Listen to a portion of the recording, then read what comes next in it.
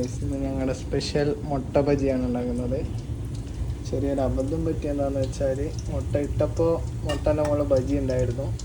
അതെ, ഇപ്പൊ ബജി വേറെ മുട്ട വേറെ ആയിട്ടാണ് നിൽക്കുന്നത്. നമുക്ക് ഇങ്ങനെ കിട്ടിയിട്ടുണ്ട്. ഒരു പ്രശ്നം എന്താന്ന് വെച്ചാൽ ഇത് നമുക്ക് മറച്ചിടല് കുറച്ച് ടാസ്ക് ആണ്. അപ്പൊ വന്നു വന്നു വന്നു എവിടെ വരാൻ ആദ്യത്തെ വന്നു.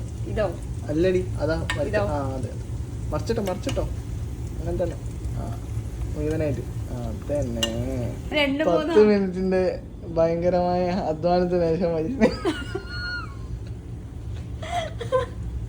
ഇത് കണ്ടിട്ട് നിങ്ങൾക്ക് എന്താ തോന്നിയാലും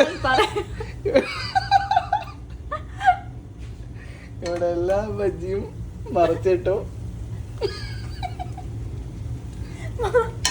ബജിയാന്ന് ഓരോട് പറയണ്ടടാ.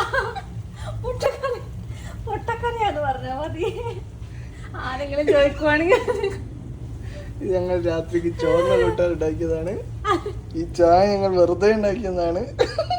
ചായയും മുട്ടക്കറിയും. ശരിയാണ്, ചായ മുട്ടക്കറിയാണ് ഇന്നത്തെ സ്പെഷ്യൽ. അതായത് ഞങ്ങളുടെ സ്പെഷ്യൽ മുട്ട ബജി ഇവിടെ റെഡി ആയി. ഇത് ബജി, ഇത് മുട്ട ബജി. ഞങ്ങൾ ഇവിടെ വൈഷ്ണവി സ്പെഷ്യലായി പറഞ്ഞു തന്നോണ്ട് മാറിപ്പോയില്ല നിങ്ങൾക്ക്. നിങ്ങൾ അല്ലെങ്കിൽ പിന്നെ ഇത് മുട്ട ബജി എന്നെങ്ങനെ മനസ്സിലാവും? മുട്ട ഉള്ളിൽ ഇരുന്ന ഇതിൽ നമ്മൾ കുറച്ച് മസാല ഇട്ടിരുന്നു, അതവിടെ പോയി. മസാല ഭാഗത്തിന് മുട്ടയുടെ ഉള്ളിൽ തന്നെ ഉണ്ടോ? ഇത് ആദ്യത്തെ ഒരു മുട്ട ബജി ഉണ്ടാക്കുന്നതായിരുന്നു. ഇത് പീഞ്ഞൊക്കെ ഇട്. നീ എന്താ ഞാൻ എണ്ണ കളയുന്നാണ്.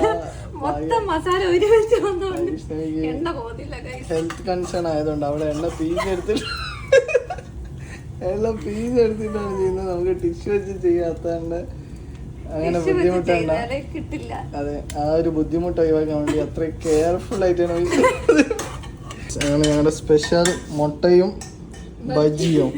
ഇത് ഞങ്ങൾ മുട്ട ഇങ്ങനെ എടുത്തിട്ട് ഓരോ ചുള എടുത്തിട്ട് ബജിയിൽ മുക്കി കഴിക്കും. അതാണ് ഞങ്ങളുടെ മസാല. ബാക്കി ഇനിയിപ്പോ ഇത് സക്സസ് ആയി ഞങ്ങൾ നാളത്തേക്ക് ഉണ്ടാക്കാൻ വെച്ച കുറച്ച് മാവ് ഇരിപ്പുണ്ട്.